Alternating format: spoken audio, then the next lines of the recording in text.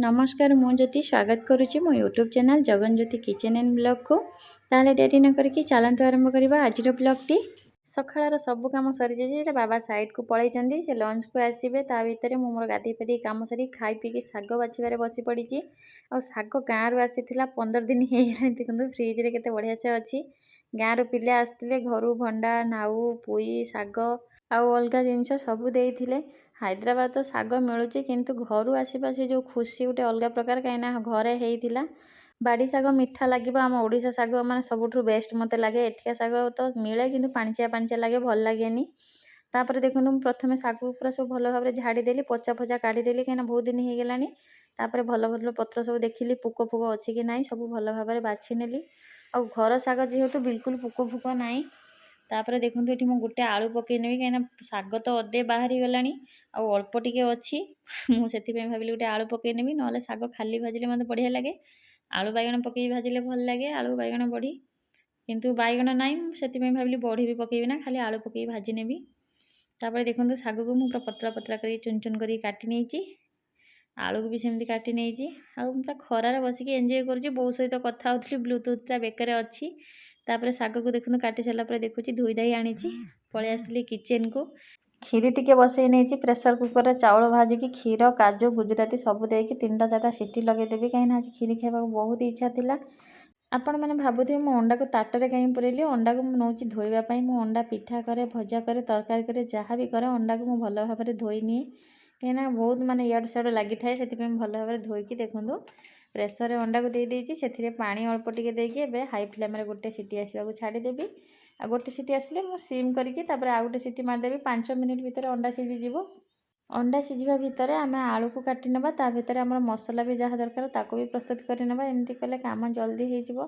कहीं पुआ भी टे गाधे पाधे शोची मु काम सारीदेवी ना सी मैंने बिल्कुल छाड़बनी हैरान कर मुझे अंडा 6टा नहीं से 2टा आलू नहीं तर मत आलू पकईले भल लगे से मुझे अंडा आलू तरकारी करी बहुत दिन है खिया है आपण तो मो डेली ब्लॉग देखुं देखिथे आलू काटिबा भितर आपण मैंने देखिपे आमर 2टा सीटी आसीगला एवं मुझे किसी समय तक एमती छाड़ दूसरी किसी समय पर गैस टाक अफ कर नेबी तापर देखो ये मो मसला किसी अदा नहीं रसुण नहीं पियाज नहीं आ गोटे टमाटो नहीं आलू को काटिकी रखीदेली मसलार भी सब चोपा छड़े नौ भितर आमर अंडाटा ए सीझीज इे मैंने व्यस्त रो सियाड़े देखो 3टा सीटी बाजीगला कि कौन करी गैसटा अफ करनेली और अंडा देखो 3टा सीटी जेहेतु बाजी जाइए पूरा अंडा फाटिकी छतर छाउड़ी हो जाइए तो चोपा सब बाहरी जाइए आ मत बेसी कष्ट करने पड़ोनी आउ भूल 3टा सीटी हो गला से देखो अंडार मैंने सांगे सांगे सब चोपा छाड़ी जाऊँगी गोटे गोटे गोटे अंडा तो पूरा अंडार चोपा बाहरी पड़े आपने देखिपे देखो केमी यहाँ से जहाँ भी हो से अंडाटा सीझीगला आ बाकी कम सरीगला तापर चलतु नेक्स्ट प्रोसेस को नेक्स्ट प्रोसेस रे एठी मु कोन करछि देखंतु एठी कढ़ई बसई कि किछि तेल पकई नेछि आ टिके लूण दे दउछि प्रथमे आमे आलू को भाजी नबा आ आलू भाजीबा भितर हमर कढ़ईटा पूरा हीट हो गरम हो अंडा जतरे पकेबा संगे संगे पूरा बढ़िया से माने भाजी हो देखिथिबे प्राय अंडा भाजिला बेले कढ़ई रे लागी जाए एमिति कले आ कढ़ई रे लागिबनी आ मोर आज खाली भूल ही भूल होउछि आलू भी देखंतु टिके लागी जाइछि पुओ सेपटर उठी पड़लानी भारी हैरान करुच्ची सेपटे पलैली ता कतिकी आसला आलू तार पोड़ी जाइए से कढ़ई रे एबे मु अंडा भाजी नौची अंडा को भल भाव भाजिला परे अंडा को भी काढ़ीदेबा आउ मु तेल दौनी कढ़ई रे तेल अच्छी से मुझे मसला देखो जीरा गोटे चमच नहीं रसुण छड़ेकी नहीं अदा पियाज टमाटो सबको मु ग्राइंडिंग करने भी देखो ये ग्राइंडिंग करके से गोटे पेस्ट रेडी कर देछि तापर से कढ़ई रे से पेस्ट को दे दूची देला परे एबे मु सेतिरे हाफ चमच लंका गुंड दे दूची हाफ चमच लूण हाफ चमच हलदी पाउडर देकी ताको भल भाव मिसई देबी मु बाकी बाहर मसला कौन जिनस यूज करूनी घर जिनस आमे खाइबा और हेल्दी रहिबा कहीं बाहर मसलार बहुत किछि मिसुची से देखो मु खाली घर मसलार कर टेस्ट पूरा लाजवाब आपण मैंने थे करूँ निहाती जानीपारे आ ये कथा मुझे 100% ग्यारंटी दूची मसलाटा आमर हो आसलानी अंडा आलू को पकईकि 2-3 मिनिट खंड भल भाव कषिनेबी जमी आलू भितर को आम मसलाटा भल भाव पशि पार 2 मिनिट मुझे भल भाव कषि कहीं आलूटा आम भाजिला बेले भी सीझी जाइए खाली 2 मिनिट खंडे मुझे भल भाव कषिनेली जमी मसलाटा आलू भितर को पशि पार मुझे गोटे ग्लास पानी देदेली देकी मुझे फुटा छाड़देली कभर करके किसी समय मुझे 2 मिनिट खंडे फुटे कहीं आलू सीझी जाइए बेसी समय आमको फुटेबा पड़ोनी मुझे कभर करके ठंडा हाँ किसी समय छाड़ दूची ଆଉ ଥଣ୍ଡା ହେଲା ପରେ ତରକାରୀର ଫାଇନାଲ୍ ଲୁକ୍ ଦେଖନ୍ତୁ। ଥଣ୍ଡା ମାନେ ପୁରା ଥଣ୍ଡା ନୁହଁ, 5 ମିନିଟ୍ ଖଣ୍ଡେ ଏମିତି ଛାଡ଼ି ଦେଇଥିଲି ତା ରଟା ମରିବା ପାଇଁ। ତାପରେ ଦେଖନ୍ତୁ ମୁଁ ଟିକେ ଏଠି ବାଉଲକୁ ନେଇଯାଇଛି ଆଉ କେତେ ସୁନ୍ଦର ଦେଖାଉଛି। ୟାର ଫାଇନାଲ୍ ଲୁକ୍ ଦେଖନ୍ତୁ। କେତେ ଅଣ୍ଡା ତରକାରୀ କିନ୍ତୁ ବହୁତ ମାନେ ଭଲ ଦେଖାଯାଉଛି। ଆଉ ଟେଷ୍ଟ ତ ପୁରା ଲାଜବାବ, ମାନେ କହିଲେ ସରିବନି। ସତରେ ବହୁତ ବଢ଼ିଆ ଲାଗେ ଏମିତି ଗଲେ। ତାପରେ ଶାଗ ତ ମୁଁ କାଟିକି ଧୋଇ ଦେଇକି ରଖିଦେଇଥିଲି, ଆପଣମାନେ ଦେଖିଥିବେ। ତାପରେ ମୁଁ ଶାଗକୁ ଏବେ ଫୁଟେଇ ନେବି। ଅଳ୍ପ ଶାଗ ମୂଳ ଫୁଟା କରିନେବି। କଢ଼େଇରେ ମୁଁ ତେଲ ଦେଇଦେଲି, ସେଥିରେ ହାଫ୍ ଚାମଚ ଫୁଟଣ ଦେଇଦେଲି ଆଉ ସୋରିଷ ଦେଇଦେଲି। ତାପରେ ଲଙ୍କା ଦେଇକି ତାକୁ କିଛି ସେକେଣ୍ଡ ପାଇଁ ଭାଜିକି ଶାଗ ଦେଇଦେଉଛି। ଏବେ ମୁଁ ସେଥିରେ ହାଫ୍ ଚାମଚରୁ କମ୍ ଲୁଣ ଦେଇଦେଉଛି, କାହିଁକିନା ଶାଗଟା ନରମ ପଡ଼ିଲେ ଲୁଣି ହେଇଯିବ ଶାଗ। ମୁଁ ଏଠି ହଳଦୀ ପକଉନି, ଆପଣ ଚାହିଁଲେ ପକେଇ ପାରିବେ। ତାପରେ ଦେଖନ୍ତୁ ହାଇ ଫ୍ଲେମ୍ରେ ରଖିକି ମୁଁ ଆକୁ ପୁରା କଣ୍ଟିନ୍ୟୁସ୍ ଗୋଳଉଛି। ଆଉ ଆପଣମାନେ ଦେଖିପାରୁଥିବେ କେତେ ପାଣି ବାହାରିଲାଣି। ଗ୍ୟାସ୍କୁ ମୁଁ ହାଇ ଫ୍ଲେମ୍ ରଖି 5 ମିନିଟ୍ ଖଣ୍ଡେ ଖାଲି ଏପଟ ସେପଟ କଲି। ଶାଗ ଭଜା ମୋର ରେଡ଼ି ହେଇଗଲା। ତାକୁ ଏବେ ମୁଁ ଗୋଟେ ପ୍ଲେଟ୍କୁ କାଢ଼ି ନେଉଛି ଆଉ କିଛି ପାମ୍ପଡ଼ ଛାଣି ନେଉଛି। ଦେଖନ୍ତୁ ଏଠି ପାମ୍ପଡ଼ ପୁରା ତେଲ ତାତିକି ଅଛି, ପକଉ ହେଇଗଲାଣି। ଓଲୋ ର ମୁଁ ଛାଣିଦିଏ ପାମ୍ପଡ଼, ଖାଇବା ବା। ଆଉ ପାମ୍ପଡ଼ ଟିକେ ପୋଡ଼ି ଯାଉଛି ବି ଏପଟର, କାହିଁକିନା ପୁଅ ଟିକେ ମୋତେ ହଇରାଣ କରୁଛି। ଆଉ ପାମ୍ପଡ଼ ପୋଡ଼ିଲେ କିଛି କଥା ନାହିଁ, ତା ବାବାଙ୍କୁ ଏମିତିରେ ବି ପାମ୍ପଡ଼ ମାନେ ଲାଲ କରିକି ଖାଇବାର ମାନେ ଆଦତ ଅଛି, ତାଙ୍କୁ ଭଲ ଲାଗେ। ତାପରେ ମୁଁ ଡାଇନିଂକୁ ନେଇ ଆସିଛି। ଆଉ ମୋ ରାଜା ବାବା ହାତ ଦେଖାଉଛି, ଆପଣମାନେ ଦେଖିପାରୁଥିବେ। ମୁଁ ତାକୁ ଫାଇନାଲ୍ ଦେଖାଉଛି। ଦେଖନ୍ତୁ ଶୋଇକି ଉଠିଛି, ଢୁଳେଇ ମୋ ପୁଅ କେମିତି ଇଏ କରୁଛି। ମୁଁ କହୁଛି, ଆଉ ସିଏ ସେପଟରେ ସବୁ ପ୍ଲେଟ୍ ଅଛି, କହୁଛି ମାମା ସେଇଟାକୁ ଆଣ। ତାପରେ ଆମେ ଏଠି ଖାଇବା ପାଇଁ ବସି ପଡ଼ିଛୁ। ତା ବାବା ଏଠି ପଳେଇ ଆସିଛନ୍ତି, ମୁଁ ଖାଇବାରେ ବାଢ଼ି ନେଇଛି। ପୁଅକୁ ଖୁଆଇ ଦେଇଥିଲି ଆଗେ, ସିଏ ତାର ବସିକି ପେନ୍ ଦେଇଦେଇଛି ଆଉ ଖାତା ଦେଇଦେଇଛି, ବସିକି ଗାରଉଛି। ଆମେ ଆମର ଖାଇବା ଆରମ୍ଭ କରିଦେଇଛୁ। ତା ବାବା ଆସିକି କହୁଛନ୍ତି, ବାପରେ ଏତେ ସାରା ଆଇଟମ୍। ମୁଁ କହିଲି ହଁ ଆଜି ଏତେ ସାରା ଆଇଟମ୍। ଆଉ କ୍ଷୀରିଟା ଦେଖନ୍ତୁ ତା ବାବାଙ୍କୁ ଦେଇଥିଲି, ତା ବାବା କାଟିଦେଇଛି। ମୁଁ ଖାଇସାରିକି କ୍ଷୀରି ଖାଇନେବି। କାହିଁକି କେଜାଣି ଆଜି ମୋର ଖାଲି ମିଠା ଖାଇବାକୁ ଇଚ୍ଛା ହେଉଛି। ମୁଁ ଜେଲି 2ଟା 3ଟା ଖାଇସାରିଲିଣି ଯେଉଁ ବନେଇଥିଲି। କ୍ଷୀରିକି ଅନେଇକି ଭାତ ଖାଉଛି, କେତେବେଳେ ଖାଇସାରିବି କ୍ଷୀରି ଖାଇବି, ନହେଲେ ଖାଇବା ପୂର୍ବରୁ ଖାଇଲେ ଭୋକ ମରିଯିବ। 4ଟା ପାଖାପାଖି ହେଇଗଲାଣି। ମା ପୁଅ ଟିକେ ଛାତ ଉପରକୁ ପଳେଇ ଆସିଲୁ ବୁଲିବା ପାଇଁ। କି ହଁଛଲୋ ଗୁଡ଼ି ଦେଖିକି ଏତେ ଖୁସି ବାବୁନୁ। ହଁ ଗୁ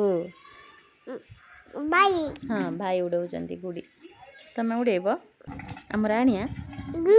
ହଁ ଗୁ ଆଣିଆ। ହଁ ଆଣିଆ। ହଁ ଭାଇ ନା, ଭାଇ ପାଖରୁ ନୁହଁ, ଆମେ ହାଟରୁ ଆଣିଆ। କେଉଁଠୁ ଆଣିଆ? ହାଟ ସେଇଠି। ହଁ ହାଟ ସେଇଠି। ହାଟ କେଉଁଠି? ଆଚ୍ଛା ସେଇଠି। ଏଇ ଗେଲା ବାବାଟା।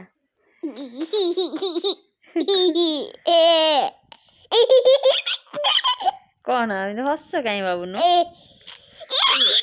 ମାମା ଘିରି ହେଇକି ବୁଲିଲେ।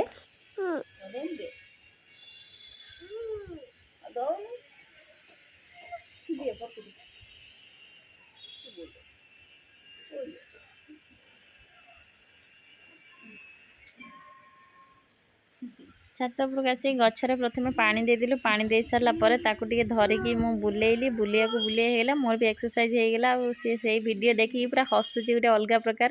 କହୁଛି ମାମା ପୁରା ଘିରି ବୁଲିଲେ, କାହିଁକିନା ମୁଁ ଭିଡ଼ିଓଟାକୁ ପୁରା ସ୍ପିଡ଼୍ କରିଦେଇଛି। ଆଉ ସେ ଦେଖିକି ହସୁଛି ମାନେ ଅଲଗା ପ୍ରକାର। ବୁଲିକି ମା ପୁଅ ଥକି ପଡ଼ିଲୁଣି, ଟିକେ ବସି ପଡ଼ୁଛୁ ଆମେ।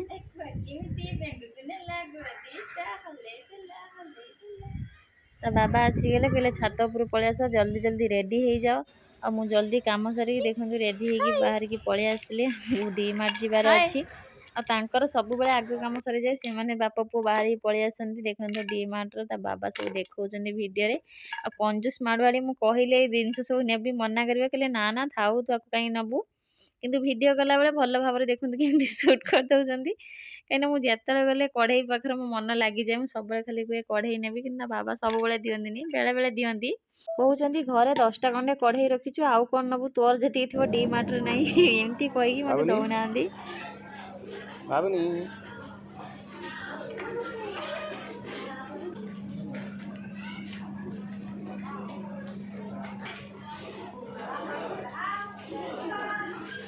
କାର ଆମର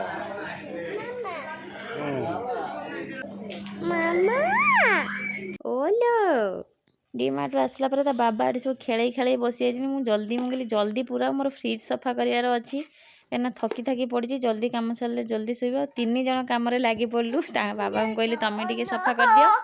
ଆଉ ମୋ ପୁଅର ମାମୁଲତି ଦେଖନ୍ତୁ ସିଏ ଖାଲି କହୁଛି ମୋତେ ଛାଡ଼ିଦିଅ ମୁଁ ଆକୁ ଟାଣିବି ତାକୁ ତାକୁ ଅଟକେଇକି ରଖିଲା ବେଳକୁ ସେ କାନ୍ଦୁଛି। ତାପରେ ମୁଁ ବି ତା ବାବାଙ୍କୁ କିଛି ହେଲ୍ପ କଲି, କାହିଁକିନା ଏକୁଟିଆ କଲେ ସବୁ କାମ ଲେଟ୍ ହେଇଥାଏ ଆଉ ମିଶିକି କଲେ ସାଙ୍ଗେ ସାଙ୍ଗେ ସରିଯାଇଥାଏ।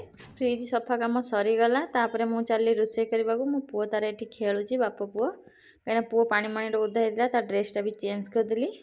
ରାତିରେ ଆଜି ସନ୍ତୁଳା ରୁଟି ହେବ ଆଉ ଅଣ୍ଡା ତରକାରୀ ଅଛି, ବାକି ବି ଯାହା କ୍ଷୀରି ଫିରି ଅଳ୍ପ ଟିକେ ଅଛି ହେଇଯିବ, କାହିଁକିନା ଥକି ପଡ଼ିଛି ଆଉ କିଛି ବନେଇ ପାରିବିନି।